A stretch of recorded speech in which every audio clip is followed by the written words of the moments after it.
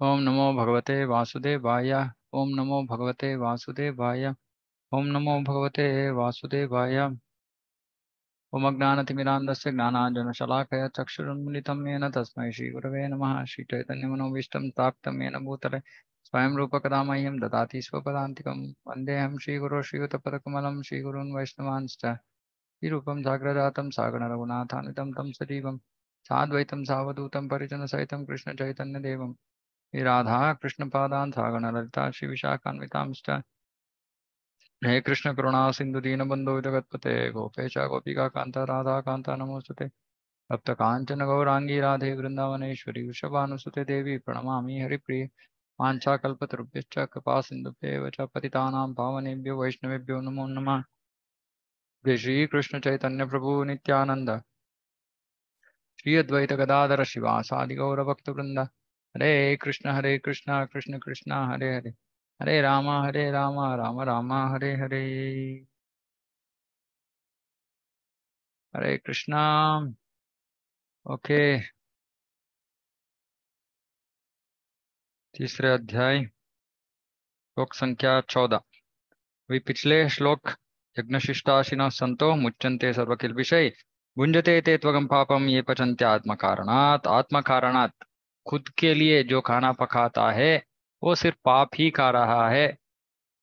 और जो हम 3 बार 4 बार 5 बार इतने बार हम खाना खाते हैं उसके कारण अगले जन्म में हम दुख अनुभव करेंगे, कष्ट अनुभव करेंगे सिर्फ खाने की वजह से। खाना खाने से ही हम अगले जन्म में कष्ट अनुभव कर सकते हैं अगर वो प्रसाद नहीं है तो। तो ये सबसे महत्वपूर्ण चीज है भक्ति के अंगों में सबसे प्रमुख है ये प्रसाद का ग्रहण करना। और मैंने जैसे बताया कि प्रभुपाद जी जब विदेश गए तो भक्त कैसे भक्त बनाए उन्होंने, सिर्फ प्रसाद और कीर्तन बस। तो इसीलिए हम भी कहीं भी हम सेंटर खोलते हैं तो प्रसाद सबको पूरा फुल प्लेट मील्स है ना। हम लोगों को पहले ही बोल देते हैं माता जी आप संडे को खाना पकाने का जरूरत नहीं है, शाम को यहाँ आ जाइए पूरा परिवार लेके। क्योंकि वो प्रसाद इतना उसमें भगवान के कृपा है कि हम परिशुद्ध हो जाते हैं। और भक्ति करने के लिए हमारे में जो आ, आरंभ अंत में हमारे में इतना उत्सुकता नहीं रहता है, लेकिन जब हम प्रसाद ग्रहण करना शुरू करते हैं तो वो हम उत्साहित हो जाते हैं। और जिनके घर में बाकी लोग भक्ति नहीं कर रहे उनके लिए भी मार्ग क्या है, प्रसाद खिलाओ जितना हो सकता है पूरा। पूरा जितना वो खा सकते हैं उतना प्रसाद खिलाओ। जो भी अगर अनियन गार्लिक यूज कर रहे हैं नो प्रॉब्लम, स्वीट बनाइए फ्राइड बनाइए, फल ड्राई फ्रूट्स दूध दही जो भी है, जो भी ये अनियन गार्लिक से बना नहीं है और बाहर का नहीं है उसको ऑफर कीजिए और भरपूर खिलाइए।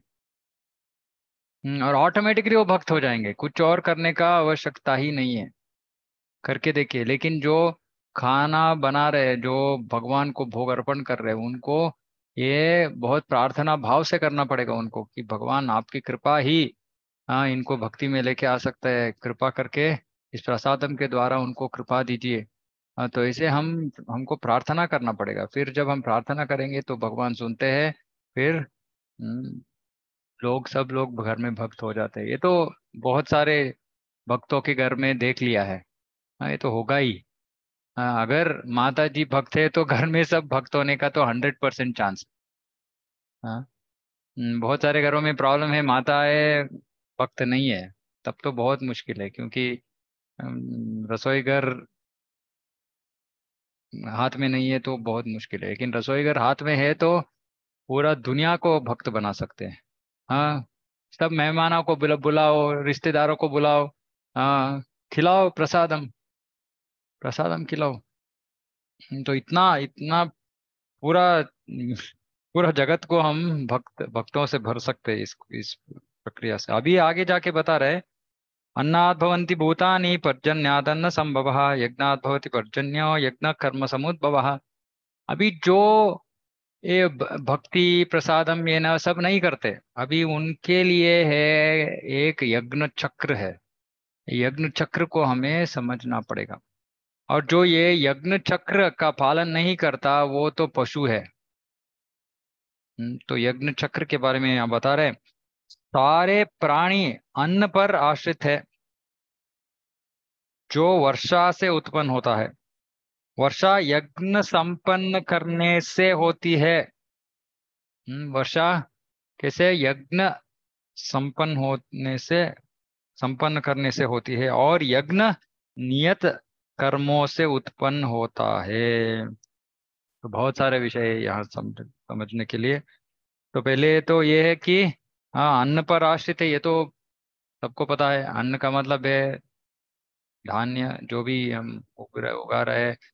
तो अन्न पर आश्रित है जो वर्षा से उत्पन्न होता है, वो सबको पता है। ओके। तो ये वर्षा का देवता कौन है? वो जो वर्षा बरसाता है वो देवता कौन है? इंद्र भगवान। इंद्रदेव। इंद्र भगवान नहीं, इंद्रदेव। ये भी बहुत हमको सोच समझ के, भगवान कौन है? सिर्फ कृष्ण है, विष्णु तत्व भगवान है। नहीं तो सब देव देवता है, इंद्रदेव, ब्रह्मदेव, सब देव है। इंद्रदेव। हाँ, तो इंद्रदेव इंद्रदेव का क्या होता है? कृष्ण लीला में हाँ, इंद्र इंद्र गर्वित हो जाता है, मैं पानी बरसाने वाला हूँ। हम्म, कृष्ण उसको खींचता है नीचे। आह। हम्म, फिर उसको अपना असली स्थान पता चल जाता है और याद हो जाता है, वो भूल गया वो अहंकार के कारण भूल गया था वो, कि वो कृष्णा का सेवक है। तो वृंदावन को नाश करने में बुलाता। तो ये सब देव देवताओं को पता है कि हम भगवान के अंग है। भगवान अगर शक्ति नहीं देंगे तो हम हमारा कार्य नहीं कर सकते। तो यानी में तो इंद्र वर्षा देते हैं। वर्षा किससे, कैसे इंद्र कैसे वर्षा देते हैं? ऐसे नहीं कि इंद्र ऐसे ही ठीक है बरसाओ बरसाओ, नहीं। कैसे? अगर लोग यज्ञ कर रहे हैं तो जहाँ यज्ञ किए हुए जो लोग इकट्ठा है वहां पानी बरसता है, वर्षा। तो यज्ञ वर्षा के लिए कारण क्या है? यज्ञ। और यज्ञ कैसे करते हैं? नियत कर्मों से उत्पन्न होता है। नियत कर्म का क्या मतलब क्या है? नियत कर्म का मतलब है जो हमारा कर्तव्य है उससे उत्पन्न होता है। और मैंने इसके बारे में पहले भी बताया कि ये वर्णाश्रम धर्म के ऊपर आधारित है। वर्णाश्रम धर्म में पुरुष धर्म है, स्त्री धर्म है।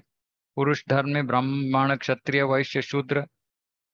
जो हमारा गुण और कर्म के प्रकार, हम जो भी वृत्ति में जुड़ते हैं वो हमारा नियत कर्म है। वो शास्त्र में बताया गया है कि ब्राह्मण का कर्तव्य क्या है। यजन याजन, पठन पाठन, यजन याजन, दान प्रतिग्रह। पठन पढ़ना, पठन पठन पाठन पढ़ाना, यजन यज्ञ करना, याजन यज्ञ करवाना, दान दान स्वीकार करना, प्रतिग्रह दान देना। तो ये ब्राह्मण का कर्तव्य है। ऐसे सब वर्णों का कर्तव्य है, नियत कर्तव्य। और स्त्री धर्म है। और जो व्यक्ति इस धर्म का पालन करता है वो यज्ञ बन जाता है। क्यों?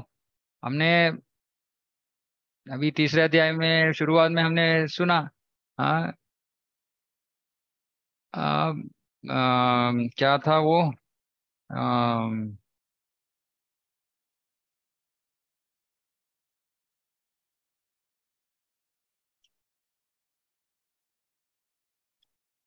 यज्ञार्थात् कर्मणोऽन्यत्र, यज्ञार्थात् कर्मणोऽन्यत्र लोकोऽयं कर्म बंधः तदर्थम कर्म कौन्तेय मुक्त संग समाज। यज्ञार्थात् यज्ञ पुरुष के लिए, विष्णु के लिए काम करना। तो वर्णाश्रम का उद्देश्य क्या है? विष्णु के लिए काम करना। जो विष्णु ने ये वर्णाश्रम धर्म स्थापित किया है, तो वर्णाश्रम धर्म को जो पालन करता है वो विष्णु को प्रसन्न करता है अपने कर्म से। वो कैसे करता है? कर्म करता है जो अपना गुण कर्म के हिसाब प्रकार है वो कर्म करता है।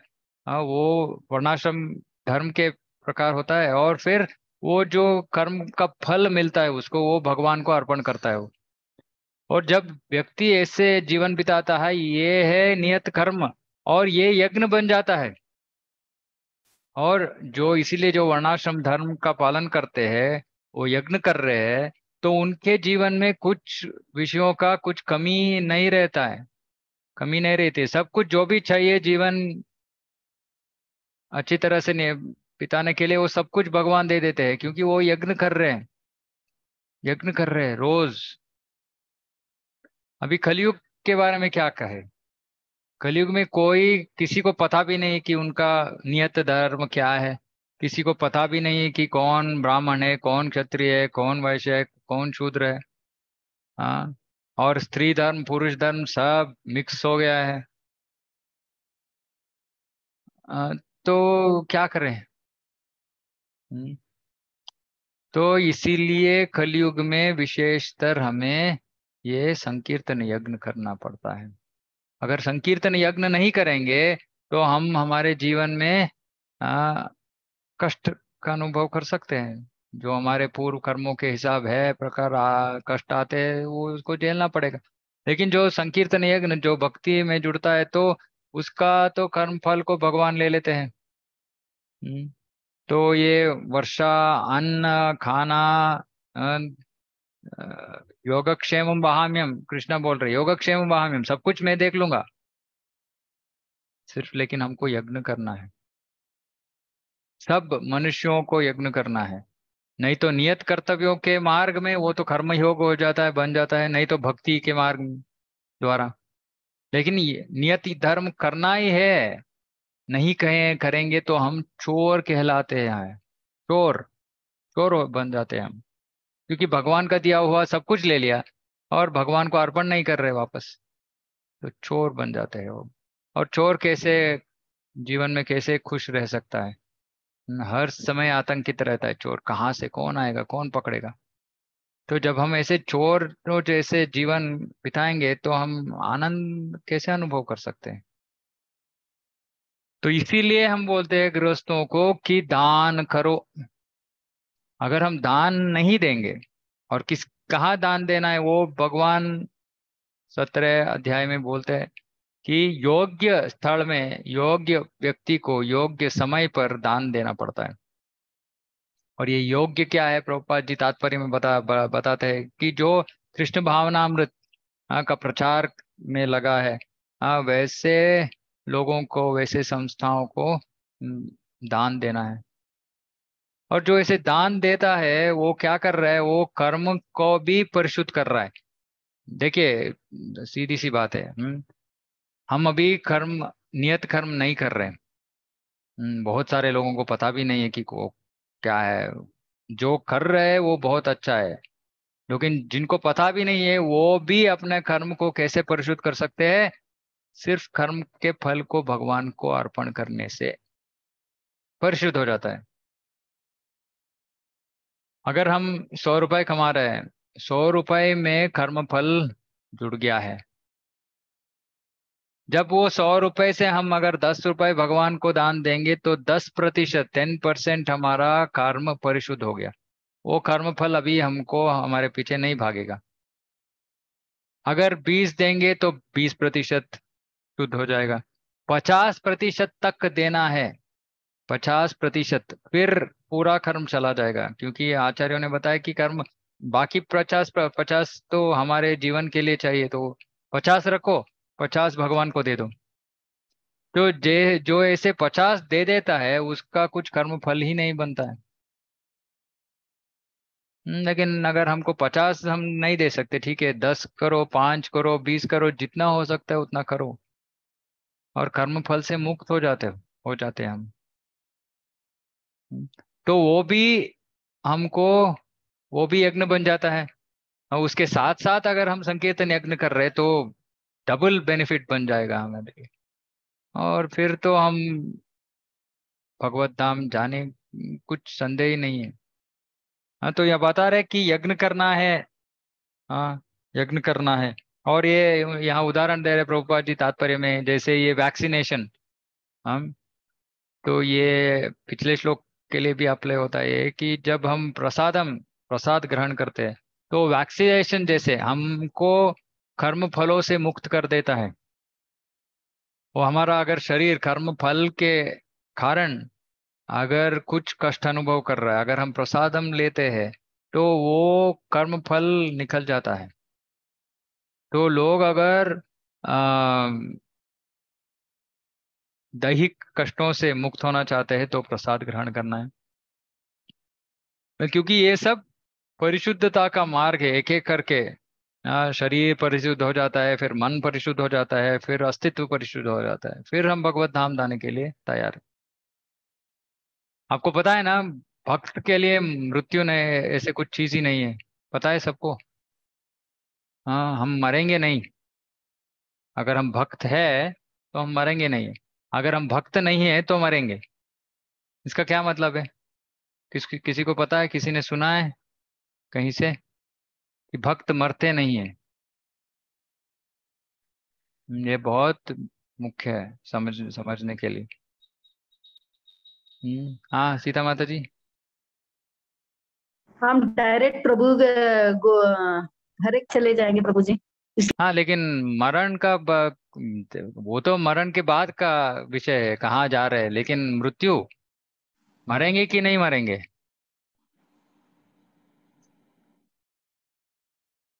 मरना तो है ना प्रभु। हाँ मरना तो है। राधा माता जी। हरे कृष्ण प्रभु जी। हरे कृष्ण। जैसे भगत तो प्रभु जी मर के भी अमर हो जाता है ना, नहीं नाम नहीं, अमर है। वो ठीक है, लेकिन मरते कि नहीं मरते, वो मेरा प्रश्न वो है। मरते तो शरीर तो मरता ही है प्रभु जी, आत्मा तो। ओ, शरीर तो मरता है, ओके। तो सब सोच रहे कि भक्त मरते हैं। हाँ, भक्त भी मरते हैं क्या? फिर भक्त और अभक्त में अंतर क्या हो गया? कुछ है अंतर या नहीं? किसी ने अंतर तो बहुत। भागवत में ध्रुव महाराज का कथा पढ़ा है, सुना है भागवत में ध्रुव महाराज का श्लोक, ऐसे भागवत प्रभुपाद जी का तात्पर्य के साथ? पढ़िए उसको। हम्म। तो भक्त मरते नहीं हैं। क्यों मरते नहीं हैं? जो इस जीवन में परिपूर्णता हासिल कर रहे हैं, उसका मतलब है कृष्ण प्रेम या कृष्ण भाव, कृष्ण प्रेम के हद तक पहुंच गए हैं, उनका शरीर पूर्ण रीति से भौतिक आध्यात्मिक हो जाता है। भौतिक शरीर रहता ही नहीं है। हम्म। इसको कैसे समझे? अभी हम, अभी देखिए, हमारा हमारा शरीर कैसे चल रहा है अभी? किसके ऊपर अवलंबित है हमारा शरीर? अ, खाना, प्रसादम हम लेते हैं, फिर उससे शक्ति मिलती है, फिर भौतिक शक्ति के कारण हमारा शरीर चल रहा है ना? अभी हमारे गोस्वामी के बारे में हम सुनते हैं, या हरिदास ठाकुर, दिन में कितना समय सोते थे हरिदास ठाकुर या गोस्वामी, षड गोस्वामी? किसी को पता है कितना समय सोते थे वो रोज? हरिदास ठाकुर दिन दो में, घंटे प्रभु जी। हाँ 2 घंटा, 22 घंटा साधना चलती थी उनका। तो जो बचा दो दो घंटे में, अगर एक एक दिन होता था, एक एक दिन समय भी, वो समय भी नहीं है, तो एक एक दिन सोते थे, एक दिन सोते भी नहीं थे। और कैसे चल रहा था शरीर ये 22 आवर्स? पूरा साधना का समय, खाने के लिए समय नहीं है। तो हमारा शरीर जो है वो भौतिक शक्ति से चल रही है, और जो शुद्ध भक्त है उनका शरीर आध्यात्मिक शक्ति से चलते हैं। कैसे? क्योंकि उनका शरीर भौतिक ही नहीं रहता है, आध्यात्मिक हो जाता है, परिवर्तित हो जाता है। तो जब भक्त परिपूर्णता के हद तक पहुंच जाता है तो उसका शरीर भौतिक रहता ही नहीं है, तो मृत्यु का कहाँ से प्रश्न? मृत्यु का प्रश्न ही नहीं है। फिर भी भगवान ने ऐसे व्यवस्था की है कि हम ऐसे, जो भौतिक जैसे दिखती है वैसे शरीर को छोड़ के भक्त जाते हैं। लेकिन जो श्रेष्ठ भक्त है, विशिष्ट भक्त है, जैसे ध्रुव महाराज, उन्होंने उसी शरीर में वो वैकुंठ का विमान पे चलते हैं और वैकुंठ चले जाते हैं। और तुकाराम, आपने सुना होगा संत तुकाराम, बहुत सारे भक्त हैं जो स्व शरीर, इसी शरीर के साथ आध्यात्मिक जगत चले गए, मरे भी नहीं वो।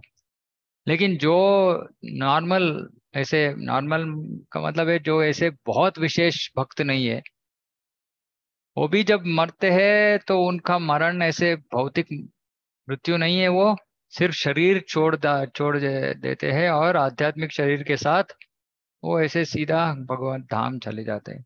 तो ये सब कैसे हो रहा है? ये सब प्रसादम, भक्ति के अलग अलग अंगों से हमारा पूरा अस्तित्व आध्यात्मिक हो जाता है। तो हमारे में कुछ मन शरीर कुछ भी भौतिक नहीं रहता है। तो इसीलिए आप बता रहे कि जब हम प्रसाद ग्रहण करते हैं तो हम अंदर ही अंदर आध्यात्मिक होते जा रहे हैं। जितना हम प्रसाद खाते हैं उतना हमारा शरीर भौतिकता से चेंज हो रहा है। तो ये बहुत मुख्य चीज है। ठीक है, यहाँ फिर यहाँ बता रहे हैं तो यज्ञ करना पड़ेगा। तो नियत कर्मों का यज्ञ, कर्म फल को भगवान को अर्पण करने का यज्ञ, यज्ञ या संकीर्तन यज्ञ, या एंड सब सब करने से और ज्यादा हमें अ, लाभ मिल जाएगा। अभी कर्म के बारे में बता रहे, कर्म कर्म ब्रह्मोद्भवम विद्धि ब्रह्माक्षर समुद्भवम तस्मात् सर्वगतम ब्रह्म नित्यम यज्ञे प्रतिष्ठितम। वेदों में नियमित कर्मों का विधान है। अभी कर्म कैसे करें, नियत कर्म के बारे में बताए पिछले श्लोक में, और यहाँ बता रहे वो कहाँ पता चलता है कि हमको क्या करना है, क्या कर्म करना है। वेदों में नियमित कर्मों का विधान है और ये वेद साक्षात श्री भगवान से प्रकट हुए हैं।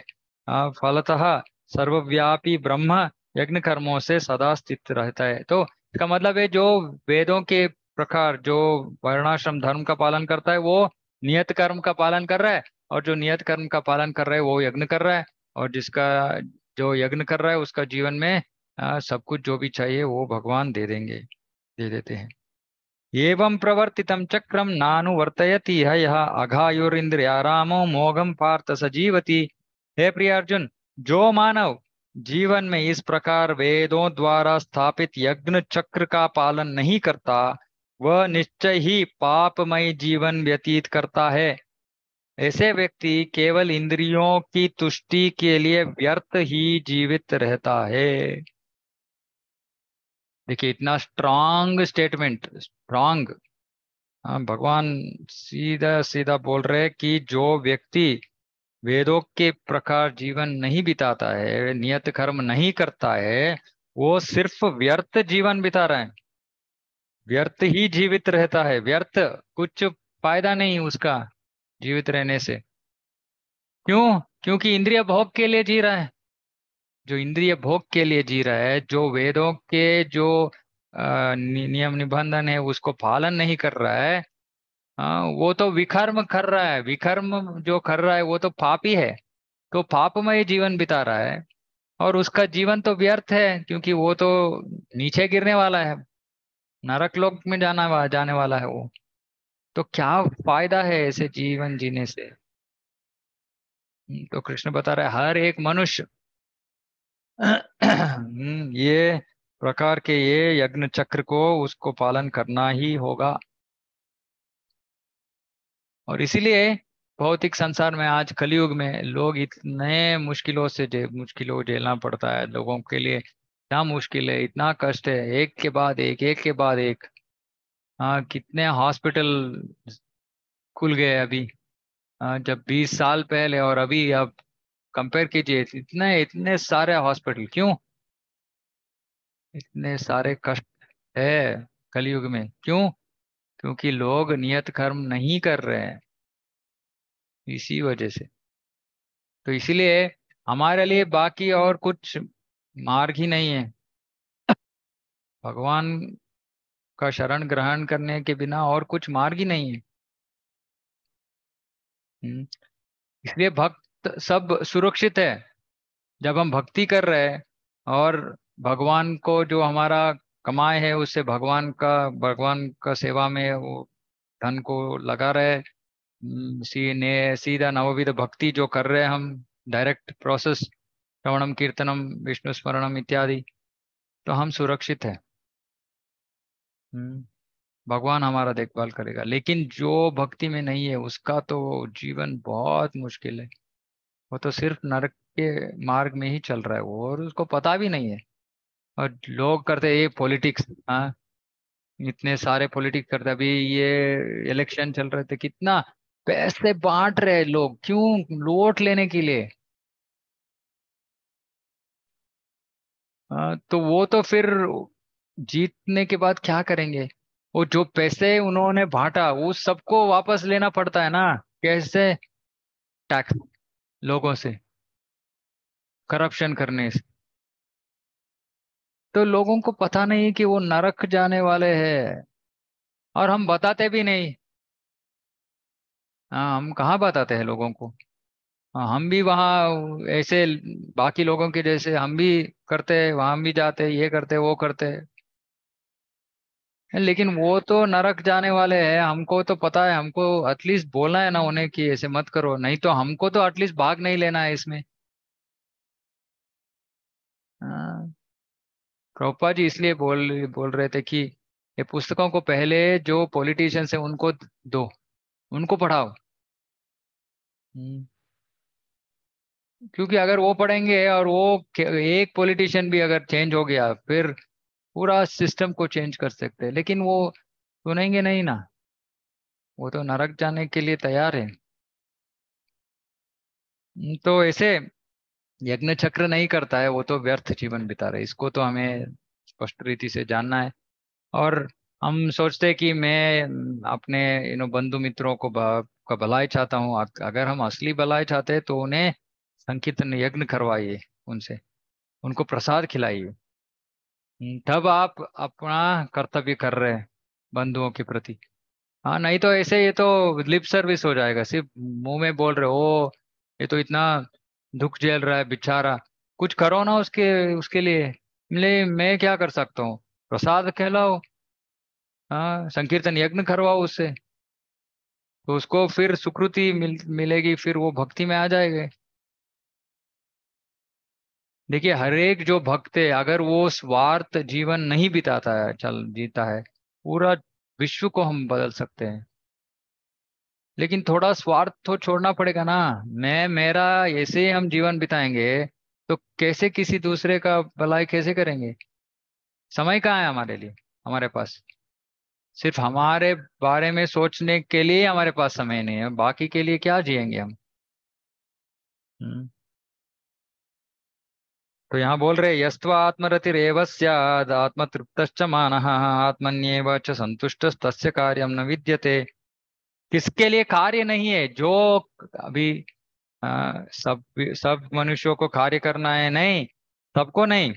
किंतु जो व्यक्ति आत्म में ही आनंद लेता है, आत्म का मतलब आत्म के कार्यों से, का मतलब है भक्ति सेवा, भक्ति के कार्यों से जो आनंद लेता है, तथा जिसका जीवन आत्म साक्षात्कार युक्त है, का मतलब है कि उसके जीवन में वो सिर्फ आत्मा साक्षात्कार पाने के लिए जी रहा है, इंद्रिय भोग के लिए नहीं।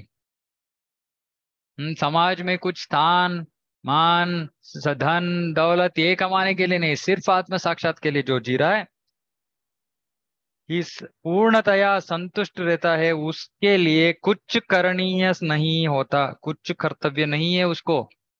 उसके लिए जो ऐसे जी रहा है उसको कुछ कर्तव्य है ही नहीं, उसको कुछ कर्म करने का जरूरत ही नहीं है। अगर करना है तो कर सकते हैं, वो अगले श्लोक में बताते हैं, नैव तस्य कृतेनार्थो नाकृतेनेह कश्चन न चास्य सर्वभूतेषु कश्चित् अर्थ व्यपाश्रयः। हाँ, स्वरूप सिद्ध व्यक्ति, ये स्वरूप सिद्ध व्यक्ति है, उसके लिए न तो अपने नियत कर्मों को करने की आवश्यकता है, रह जाती है, न ऐसा कर्म न करने को कोई कारण ही रहता है। उसे किसी अन्य जीव पर निर्भर रहने की आवश्यकता भी नहीं रह जाती। तो ऐसे जो परिपूर्ण भक्त है, वो कर्म कर, उसको कुछ कर्म करने के प्रति भी कुछ आसक्ति नहीं है, नहीं करने के प्रति भी कुछ आसक्ति नहीं है। करना है तो कर देगा, नहीं करना है तो छोड़ देगा, और किसी के ऊपर अवलंबित नहीं होता है। हम किसके ऊपर अवलंबित होते हैं? हम जब हमारा कुछ तबीयत ठीक नहीं है तो डॉक्टर के पास जाते हैं। डॉक्टर के पास जाके हम किसके ऊपर अवलंबित हो रहे हैं? डॉक्टर के ऊपर अवलंबित हो रहे हैं। डॉक्टर के ऊपर अवलंबित होने से कुछ नहीं होगा। डॉक्टर कुछ नहीं कर सकता। हाँ, अगर डॉक्टर के हृदय में जो परमात्मा है वो उसको बुद्धि नहीं देगा, हम हमारे चिकित्सा के क्या करना है ये बुद्धि कौन देंगे? परमात्मा। तो डॉक्टर नहीं है, डॉक्टर के ऊपर हम आश्रित नहीं होते, हम भगवान के ऊपर आश्रित होते हैं। तो यहाँ बोल रहे हैं कि जो भक्त है वो किसी दूसरे आदमी के ऊपर, किसी परिस्थिति के ऊपर, किसी व्यक्ति, किसी के ऊपर अवलंबित होता ही नहीं, सिर्फ भगवान के ऊपर अवलंबित है। और उसको कुछ कर्म भी नहीं है, कर्म करने के लिए भी आसक्त नहीं है, नहीं करने के लिए भी आसक्त नहीं है। जो भी है ठीक है, करना है तो कर लेगा, नहीं करना है तो नहीं करेगा। हाँ, करने का जरूरत है तो करेगा, लेकिन उसको उसके ऊपर कुछ आकर्षण नहीं है। और ठीक है, जीने के लिए कुछ पैसा चाहिए, ठीक है कर लूंगा। अगर कुछ है जीने के लिए, ठीक है आप पैसा है, खाना मिल जाएगा, ठीक है चलो नहीं करूंगा, नहीं चाहिए, ज्यादा कल के लिए नहीं, देख लेंगे। ये जो परिपूर्ण अंत में है वो भक्त है। हम अभी उस स्तर पर नहीं है तो हम ऐसे सोच नहीं सकते, लेकिन जो ऐसे है उसको कुछ कर्तव्य नहीं है, वो कुछ कर्म करने का जरूरत नहीं। तो ऐसे इस कर्म चक्र के बारे में बता रहे हैं। एनीवे, ये जो श्लोक है वो हम अगले हफ्ते करेंगे। अगले श्लोक बहुत मुख्य है कि हमको कैसे, अगर हमको कर्म करना है तो किस भाव से, किस मनोभाव से कर्म करना है। ये बहुत महत्वपूर्ण श्लोक है। अगले हफ्ते हम इसका चर्चा करेंगे। तो आज के लिए यही, आज का यही खत्म करते हैं। किसी का कुछ प्रश्न है तो पूछ सकते हैं। हरे कृष्णा। भगवत गीता की जय। जगत गुरु श्रील प्रभुपाद की जय। हरे कृष्ण। किसी का कुछ प्रश्न? स्पष्ट है सब कुछ? All clear? हाँ प्रभु जी, हर clear. All clear. All clear है तो सब विषयों को अप्लाई करना है जीवन में। हाँ है ना? ऐसे सुन के ऐसे छोड़ने का नहीं। ऑल क्लियर है तो ऐसे अंदर जाना है, वो हृदय में जाके थोड़ा चेंज करना है विषयों को। ओके ठीक है, धन्यवाद। पांचाकल्पतरुभ्यश्च कृपा सिन्धुभ्यो च पतितानां पावनेभ्यो वैष्णवेभ्यो नमो नमः। अनंत कोटि वैष्णव वृंद की जय। जगत गुरु श्रील प्रभुपाद की जय। हरे कृष्णा। हरे हरे कृष्णा प्रभु जी। हरे कृष्णा प्रभु जी, दंडवत प्रणाम।